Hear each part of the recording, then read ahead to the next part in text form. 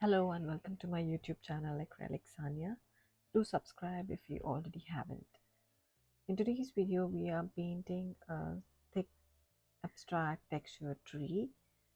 So here I'm using a round knife to see how we create this super thick texture. Watch my previous videos on my channel. But just to give a overview, like I'm using modeling paste with acrylic colors mixed with that.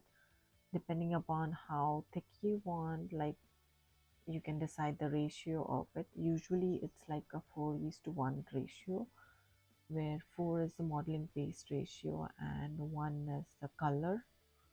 So here I didn't want it like much thick, so I just took a little more modeling paste and heavy body acrylics.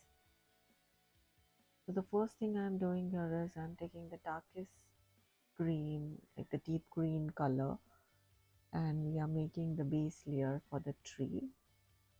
We'll be doing a little more lighter versions of the green as we go, but first, the first layer which we have to do is like the darkest green of that. This rule applies for whichever color you want to make this tree in, so the darkest goes first, so it gives like an view that like it's the depth to the tree, and like many layers make it look like a 3D more realistic tree.